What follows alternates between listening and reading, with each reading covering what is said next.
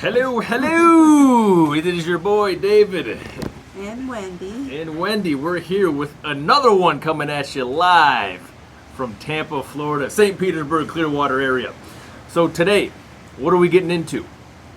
We're going to be talking about something that not a lot of people don't talk about, which is the top 5 non-touristy type of beaches in Tampa, Florida. So stay tuned if you're like a person that, hey, you want to come down to Florida, you want to live in Florida, you want to come and visit Florida, and how you don't have to get gridlocked into some of these beaches that are overpopulated. We're going to go ahead and tell you exactly which beaches to hit up, why we like those beaches, and Wendy will give you some more information on, like, you know, how to deal with, like, how it looks like if you're bringing kids and stuff to the beach, and how to handle all that. So let's get into it right now. Here we go. So the first beach that we highly recommend if you get a chance to come down here is a beach called Sunset Beach. It's right north of Clearwater. Not a lot of people talk about it. It's literally a hometown favorite. Wendy, what do you got for us on Sunset? It's very beautiful. Sunset Beach is very local.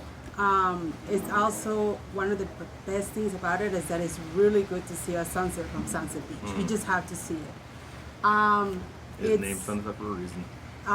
Free parking. A lot of these places that we're going to talk about have a free parking because they're local beaches, which is amazing. The best thing about Sunset Beach is that the parking lot is right here. You cross the sidewalk, and the beach is right there. So you don't have to like hike up along the distance, and you definitely don't have to worry much about like, oh, I have all this stuff, I gotta bring the kids one trip, all this stuff the second one. You literally get out of your car, set yourself up, and you're right there. Literally, that's huge because on some other beaches you have to lug, like, imagine if you have kids, you're bringing like a cooler, a tent. You know, we have a, what is it, like a stroller or some sort of... We have a wagon. We have like a wagon, you're lugging all this half mile down the beach. I mean, by the time you get there, you're exhausted, you're hot, you're sweaty, you're like, all right, this is too much. So Wendy's perfectly, I mean, she's absolutely on point with that. Literally, you get to the beach, you park, you're probably about like 20, maybe like 50 yards from the actual beach front. But between that area, you have like a sandy coastline, you have palm trees in the background. And once we get a little bit better at like our editing with these YouTube videos, I'll actually pop in exactly show you what we're talking about. But for right now, take our word for it. It's fantastic. And so the next beach that we really truly love is one that I am surprised I was going to save this for later, but I'll give it to you guys right now. I've never heard of any video on YouTube anywhere talking about this beach, and it's literally a local gem for us. It is our go-to beach right down the street from like right in downtown Tampa there. It is called Cypress Point Park. Cypress Point Park. It's an awesome beach, especially if you have little ones. It's just amazing for it. Wendy will tell you a little bit about that beach. One thing about this beach is it's got a lot of parking. So literally the park itself doesn't have a lot of parking, but this beach is located in the most like weird place ever because there is a bunch of office buildings, and then boom, there is the beach. You don't even expect it. There's actually water just flowing under the buildings. It's hilarious. So these buildings don't have people going because nowadays people really don't go to offices, they work from home. And especially in the weekend, you just park your car in there nice and safely, wagon up your stuff, and roll right to the beach. It has a park, it has showers, it has restrooms, and it has rentals as well. So if you like paddling or kayaking, they have all that stuff for rent. And one of the things that we like the most is it's got a little baby park. It's a small, tiny park for the kids. So while you're getting your stuff cleaned up and ready to go home, you can just have the kids play around. So you don't have to really worry about, oh, please don't cross over here, don't go over there. You just get them in the park, pack your stuff up, and then you go home. It's fantastic. I mean, Wendy mentioned 2 key points. I hope you didn't miss them. Number 1, you find beaches that have showers. Like, it's kind of tough when you go to a beach and you get out and you're like sticky and you have that salt feeling on your skin, and you put on like a shirt over it and you kind of feel like the salt on your back. It's just kind of like a weird feeling. I'm not into that feeling at all. So when there's beaches that have showers, that's key for us, especially if you have little kids that are getting into the sand, you know, all that kind of stuff. You want to shower the kids off before you take them back to throw them in the car, then potentially go somewhere else. The showers are key to have. One last thing about these beaches that is actually right by the airport. And the last time his brother was here, they actually picked Tio Michael from the airport and went straight to the beach right afterwards. I mean, you could do that if you're just coming in, release some stress at the beach, and then go on your merry way to wherever you have to go. It's so key. It's such a key little beach. It's called, again, Cypress Point Park. Definitely Google it. It's definitely like a hidden gem. I don't know why nobody talks about it. And the beach is flanked by mangroves on both sides. So imagine you have a beachfront right here, and on either sides of it, they're flanked by mangroves, which are full of like snapper. There's a bunch of fishing that goes on. I see a bunch of fly fishermen in there. There's just a ton to do at that beach. There's a little hiking trail there, and in the back of it, there's also a frisbee golf type of course there. So it's an amazing beach. Definitely, if you get a chance to get in there, definitely go.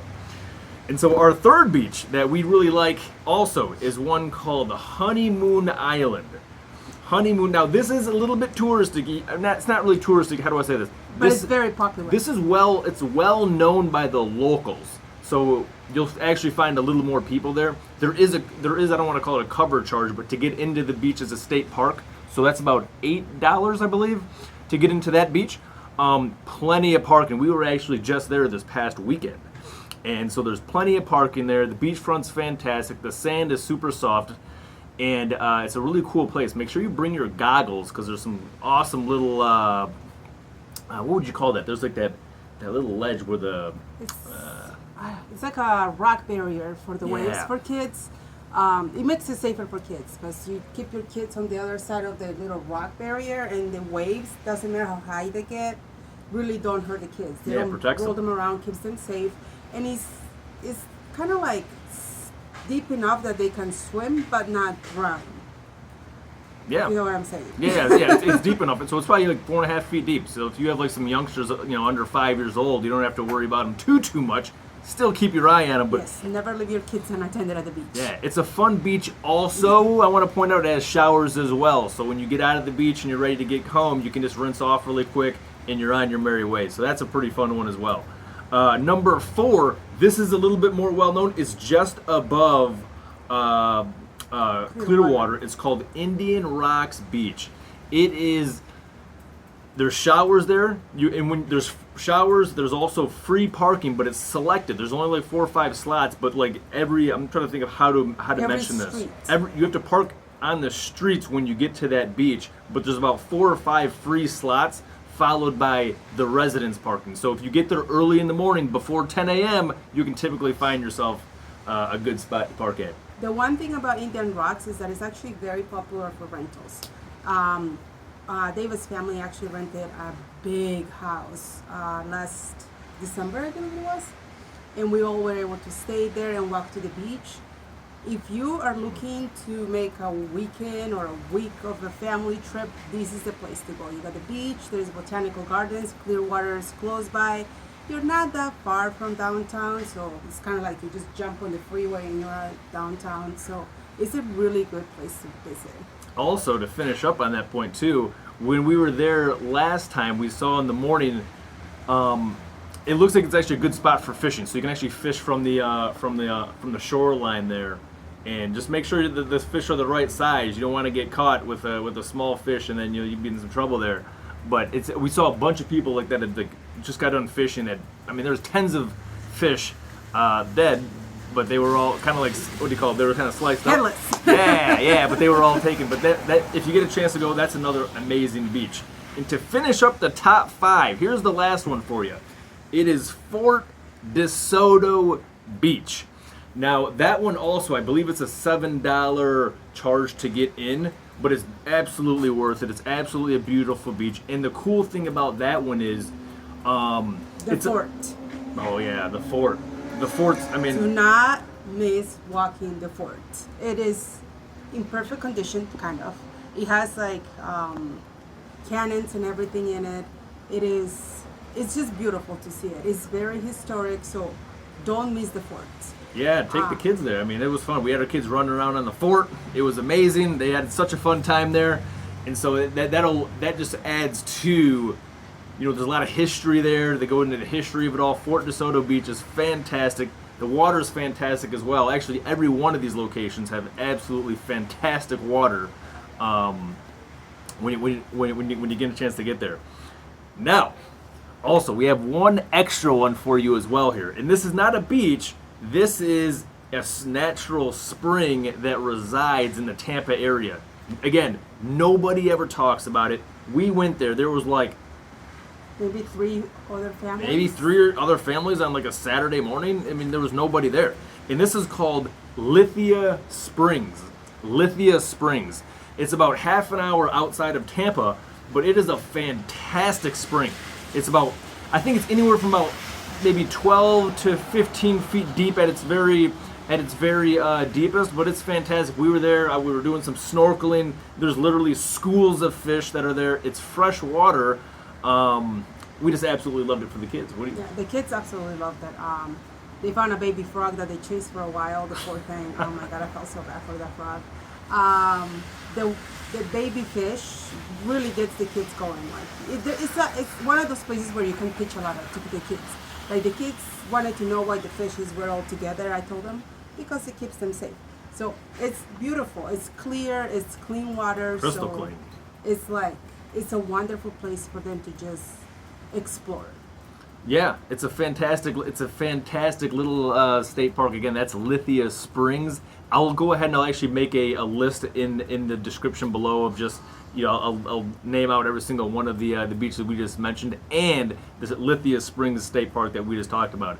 But that's it for us today. I hope you guys enjoyed that. Definitely when you're in Tampa or Clearwater or St. Pete Beach area or St. Petersburg area, check those places out. You will not be disappointed. It's definitely a fantastic beaches. And hey, again, we appreciate you guys for watching. See ya!